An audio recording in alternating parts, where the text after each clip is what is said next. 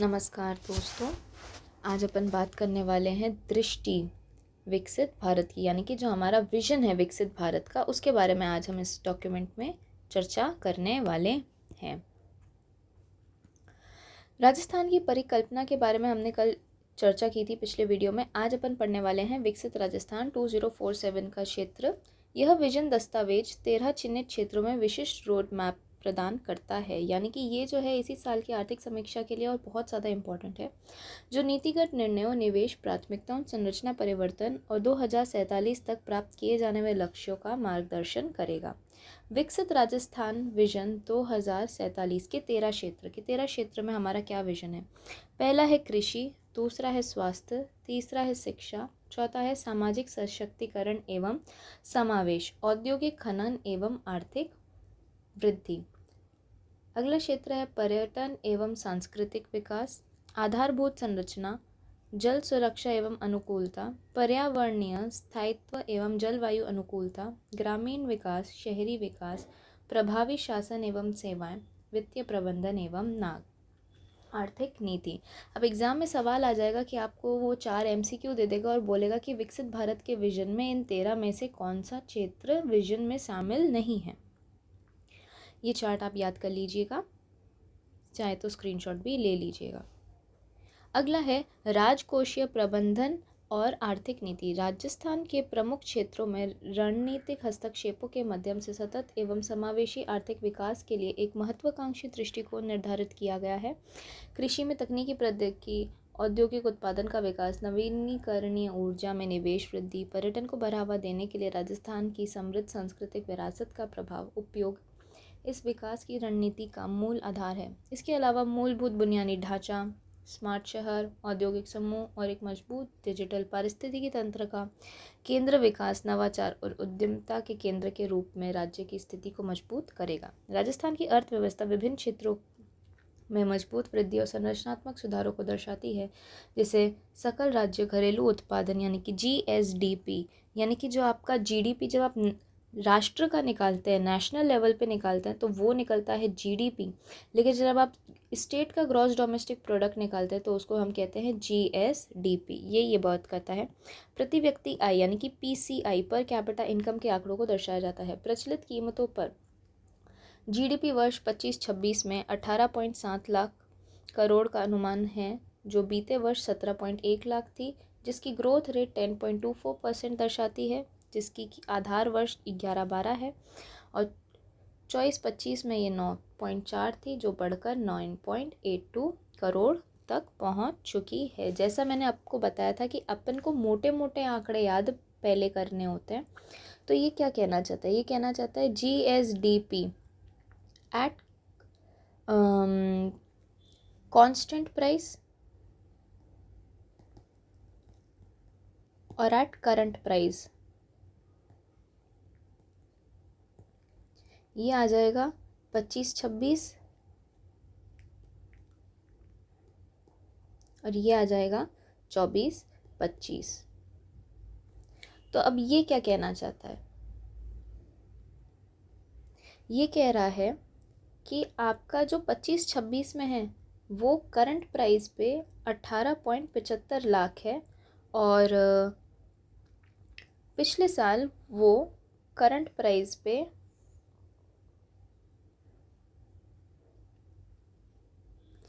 ये 9.82 है।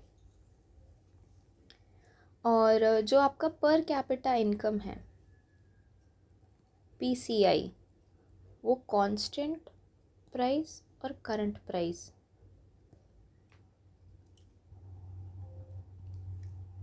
तो ये चार्ट क्या कहना चाहता है, इसको ध्यान से समझेंगे। ये कहना चाहता है कि प्रचलित कीमतों पर आपका स्टेट का ग्रॉस डोमेस्टिक प्रोडक्ट था 18.75, आ जाओ 25-26 में करंट पे आपका स्टेट का प्रोडक्ट था 18.75 लाख करोड़।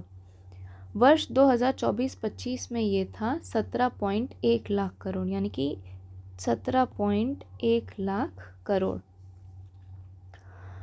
इसका ग्रोथ परसेंटेज था 10.24%, यानी कि अगर करंट प्राइजेस पे जीडीपी बढ़ी तो उसका ग्रोथ परसेंटेज कितना था, 10.24%। स्थिर कीमतों पर 24-25 में ये थी 9.04 लाख करोड़, जो 9.82 लाख बढ़कर 25-26 में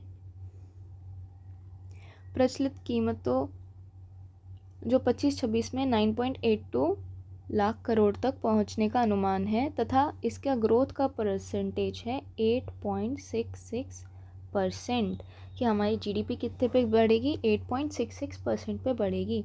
वहीं प्रति व्यक्ति आय जीवन की स्थिर कीमतों पर 25-26 में प्रचलित कीमतों पर बढ़कर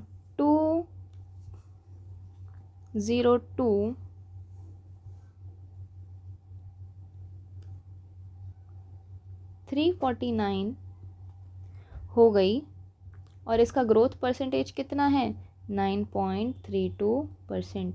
ये वाला जो चीज़ है अपने को याद रखना है कि पीसीआई मार्केट प्राइस पे जब बढ़ी तो उसका ग्रोथ परसेंट कितना था, 9.32% से वो बढ़ गई, और स्थिर कीमतों पर ये कितनी हो गई, 103,189। तो यानी कि लगभग 1 लाख रुपए आपकी स्थिर कीमतों पे और 2 लाख रुपए आपकी प्रचलित कीमतों पर यह बढ़ गई।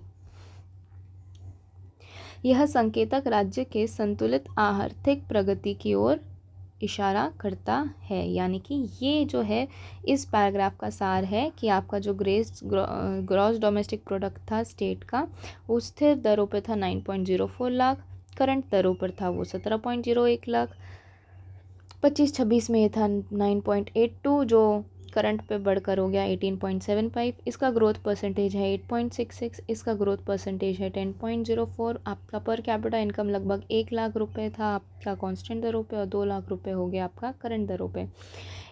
103 और 202, 103 और 202 परसेंटेज ग्रोथ करंट पे हमारा पीसीआई कितना बढ़ा इस साल, 9.32% की दर से हमारा पर कैपिटा इनकम प्रति व्यक्ति आय बढ़ गई। राज्य की अर्थव्यवस्था कृषि, उद्योग एवं सेवा क्षेत्रों का संचालन हेतु जो सामूहिक रूप से केवल सकल राज्य घरेलू उत्पादन के योगदान को बताता है।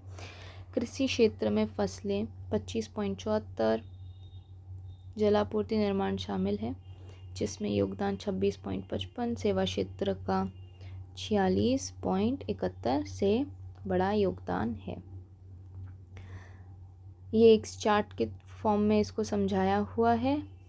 अपने को इस वाले में क्या याद रखना है, अपने को इसके अंदर सिर्फ काम की चीज़ याद रखनी है कि थोक मूल्य सूचकांक क्या होता है।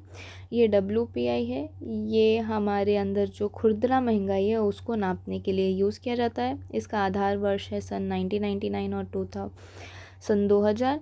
सन 2024 में ये 394 था, जो 25 में बढ़कर 399.14 है, लगभग 400 के प्रति करीब, और इसका ग्रोथ परसेंटेज कितना हुआ है, 1.13%।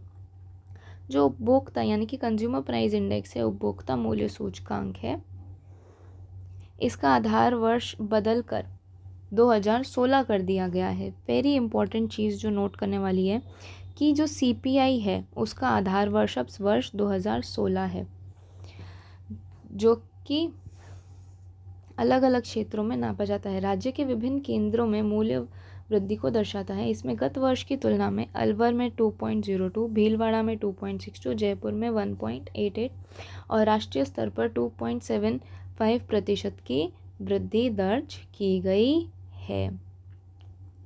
तो एग्ज़ाम में सवाल क्या आ सकता है कि आपका जो WPI है, होलसेल प्राइस इंडेक्स है, उसका आधार वर्ष क्या है, तो सन 1999 और सन 2000, जबकि आपका CPI का आधार वर्ष क्या कर दिया गया है, सन 2016 कर दिया गया है। ये चीज़ तो काफ़ी देर न्यूज़ में भी रही थी। अगला जो अपना पार्ट बनता है वो है बैंकिंग के क्षेत्र में प्रदर्शन। यहाँ से थोड़े सवाल कम आते हैं, इसको तो अपन इस चार्ट से ही कवर कर लेंगे कि राजस्थान में बैंकिंग की सेवाएं टोटल कितने कार्यालय, लगभग 9000 कार्यालय। सितंबर तक कितनी जमा है, 7,72,000 करोड़ का हमारा प्राइमरी डिपॉजिट था।